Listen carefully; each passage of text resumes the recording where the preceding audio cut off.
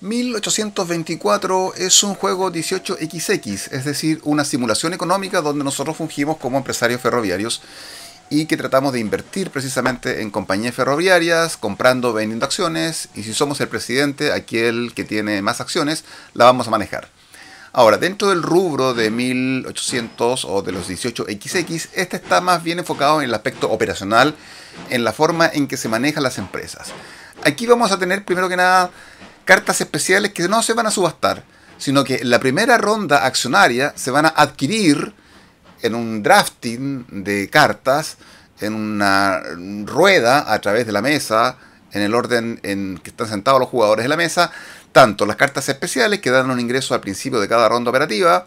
En segundo lugar, se pueden también adquirir mini empresas, típicamente aquellas empresas en los juegos 18XX donde reparten la mitad para el jugador siempre y la mitad para la tesorería de la empresa. No tienen valor accionario y estas duran una X cantidad de rondas en el juego y luego tienen que transformarse en empresas accionarias de 10 acciones. Tenemos también dentro de las mini empresas unas que son mineras, que se aprovechan de determinados lugares del mapa para tener un ingreso extra para la tesorería de las empresas y ocupan los pueblos sin que se ocupe el límite del tren. Y aquí tenemos que tener en cuenta que existen también trenes especialmente para estas minas. Hay trenes normales y trenes G, que son los trenes mineros. Entonces, en esta primera ronda accionaria se adquieren las cartas especiales, se adquieren las mini empresas e incluso se puede abrir una empresa de 10 acciones o empresa normal, la empresa roja o de Bosnia-Herzegovina. ¿Por qué es más bien operacional? Porque no se permite bajar por cada acción que se venda un nivel, porque efectivamente no hay venta de las cartas especiales a la empresa para sacarle plata a la tesorería de las empresas, porque no se pueden vender acciones si la empresa no ha operado. En definitiva, una serie de herramientas y por eso es que yo estimo de que es bastante operacional. Incluso le doy 4 puntos de aspectos financieros como aparece en esta escala, que tengo también en un link donde analizo una serie de juegos. Y esta está precisamente la parte más baja dentro de lo financiero. El juego tiene una cierta planificación estratégica porque uno en la primera ronda accionaria, cuando se adquieren las cartas especiales que luego se pueden cambiar por una acción asociada, o cuando se adquieren las mini mineras que luego pueden cambiarse por la presidencia de una empresa normal, o cuando pasan las rondas y hay que transformar esto de forma optativa o más adelante forma forzada, uno puede planificar desde el principio por dónde se va a decantar. Porque además este juego no permite tanto cambio de presidencias en realidad y cada uno trata de que su empresa sea la más eficiente. Como varios juegos de este tipo, hay costos asociados al terreno, ¿cierto? Hay dos ciudades principales, que son Viena y Budapest en el centro, que son las que más ingresos dan.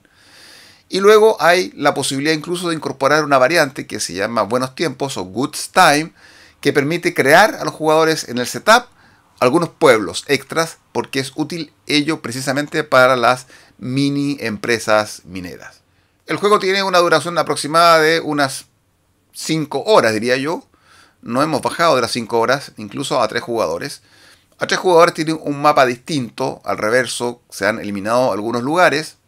Es un juego donde la velocidad en que se produce la obsolescencia de los trenes no es tan importante. Como se van produciendo esas fusiones de las mini empresas con las empresas mayores, van adquiriendo tanto los trenes como los dineros y las estaciones. De tal manera de que en realidad nunca falta tanto dinero. No es necesario recurrir tanto a los préstamos o a que el jugador tenga que vender acciones o usar su dinero personal para apuntalar a una empresa. Del mismo modo, los trenes G, estos mineros, van como por cuerda separada en el tema de la obsolescencia. Otra cuestión es que aquí también, como en muchos otros juegos, se produce la eliminación automática del tren que está vigente cuando terminan las rondas operativas, el conjunto de rondas operativas.